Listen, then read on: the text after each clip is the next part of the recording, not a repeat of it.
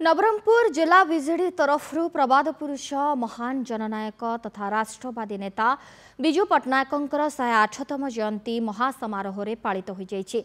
जिलार प्रति निर्वाचन मंडली ब्लॉक सहरांचल तथा जिला स्तर में पालित होइछि विजु जयंती। सकाळु विजेडी कर्मी माने माझीगुड़ा स्थित विजु बाबू प्रतिमूर्ति में पुष्पमाल्यार्पण करथिले। कार्यक्रम में नवरंगपुर सांसद रमेश माझी, नवरंगपुर विधायक सदाशिव प्रधान, डाबुगा विधायक मनोहर रंधारी समेत राज्य एसटीसी उपदेष्टा प्रदीप माझी समेत शह शह विजेडी कर्मी उपस्थित थिले। उत्कल बालाश्रम और आशाकिरण अनाथाश्रम को जाई अंतेवासी को फल मिष्टान्न बंटन करथिले। सेपरि जिला विजु जनता दल पक्षर गणदौड़ आयोजन होता। विजु बाबू को भारत रत्न उपाधि प्रदान पर सभी दावी करथिले। बाबू गोटे महान जननायक थे, राष्ट्रनायक थे।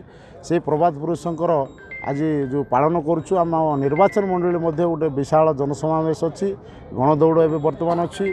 ता सहित आम आज आमर महान जननायक जी राष्ट्रनायक थे विजु बाबूंकर किभली भाव में भारत सरकार भारत रत्न दिजापी घोषणा कले निश्चित भाव में आम ओडिशावासी खुशी होता, कारण से जड़े स्टेट्समैन थे।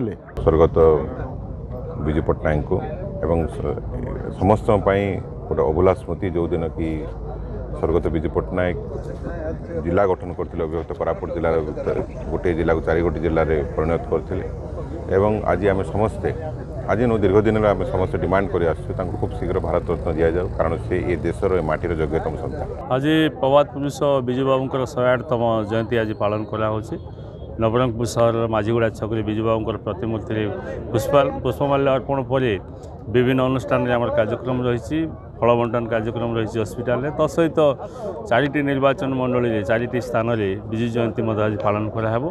तेणु यही अवसर में समस्त को आम शुभेच्छा एवं अभिनंदन ज्ञापन करुँ। विजु बाबूंकर आदर्श केमती अनुप्राणित हो अंचल विकास समस्त सहयोग रहो।